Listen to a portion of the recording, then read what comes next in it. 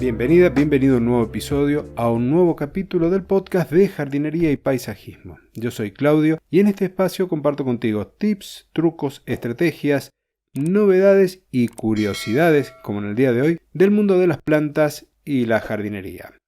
Hoy te voy a comentar sobre la biocomunicación de las plantas, es decir, cómo nuestras plantas, las plantas del jardín y de las macetas se comunican con otros ejemplares vegetales y con el mismo entorno.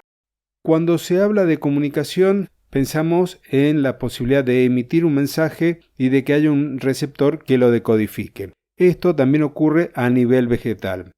No se da con palabras, obviamente, sino que se da a través de moléculas químicas, de moléculas que nuestras plantas están liberando a la atmósfera.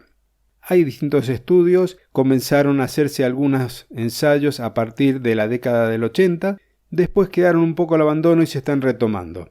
¿Qué es lo que se ha descubierto y que se ha corroborado?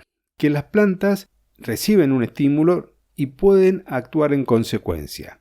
Uno de los ejemplos que lo comenté en lo que compartí el día domingo a través del canal de Telegram es la reacción de las plantas cuando son atacadas por un fitófago. Por ejemplo, en el caso de un rosal, con la presencia de los pulgones. Las plantas, a partir de ese ataque, van a emitir sustancias volátiles que van a ser detectadas por enemigos naturales de los pulgones, como por ejemplo las vaquitas de San Antonio o también conocidas como mariquitas. Estos coccinélidos detectarán esa molécula en el ambiente, la rastrearán y llegarán a la planta infectada. De esa forma, el rosal está pidiendo ayuda. Estos mecanismos lamentablemente en la actualidad no son tan eficaces porque la misma contaminación está haciendo que se degraden y la duración o la vida útil de esa molécula como tal en el tiempo sea menor. Pero el mecanismo existe y trabaja.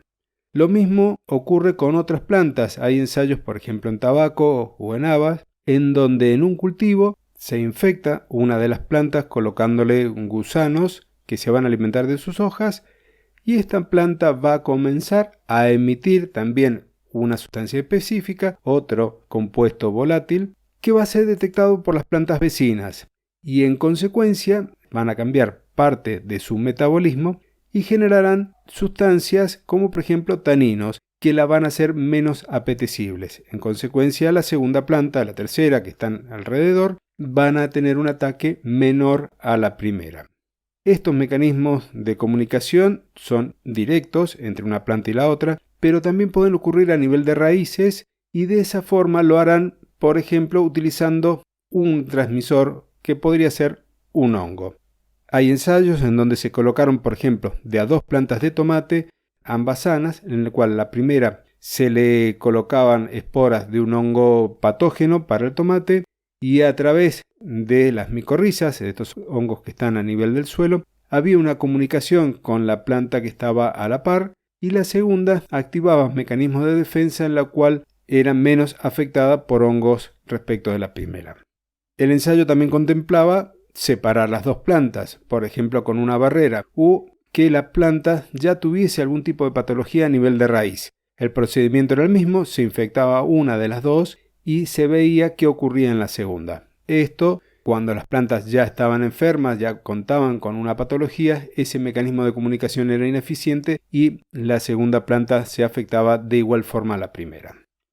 Estos mecanismos de comunicación pueden ser más o menos eficientes dentro de las plantas cuando son específicos. Por ejemplo, dentro de las mismas plantas de tomate, dentro de las mismas plantas de haba, dentro de los mismos rosales. Y a veces estas comunicaciones no son tan claras o el mensaje no es tan claramente recibido cuando hablamos de especies vegetales distintas.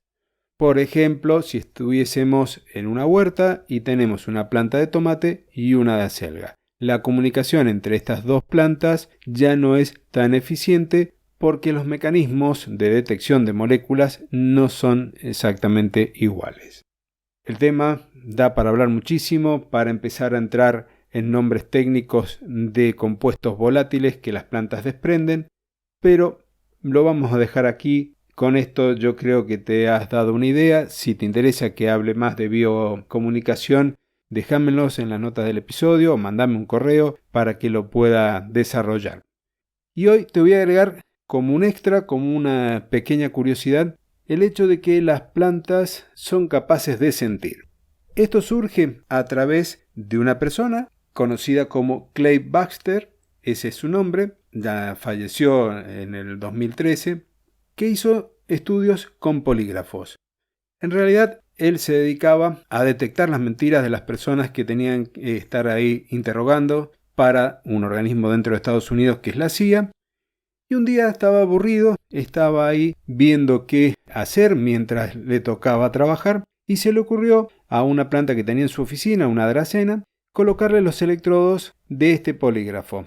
Pensó, si la riego, va a haber menos resistencia a este paso de energía y va a haber un acuse de recibo en el polígrafo. Lo hizo y no pasó nada. Sorprendido, decide prender un encendedor y acercarle el fuego a las hojas. Lo curioso fue que en el momento que él piensa esto, la planta reaccionó y el polígrafo detectó e hizo sus dibujos característicos. No hubo necesidad de arrimar el fuego. De ahí que dijo, las plantas sienten lo que estamos pensando. Una forma más de corroborar esa práctica que tenían nuestros abuelos y que por ahí yo la continúo, de hablar a nuestras plantas. Se supone, todavía no está científicamente comprobado al 100%, que las plantas no solo sienten, sino perciben quiénes son las personas que les brindan cariño y demás. Espero que la curiosidad te haya resultado de utilidad. Y ahora sí, me despido. Nos estaremos encontrando el próximo jueves en una edición especial. Es la edición que hacemos con Fernando. Vamos a hablar de una plaga también conocida como las psilas. Así que hasta el próximo jueves en una nueva edición del podcast de jardinería y paisajismo. Muchas gracias.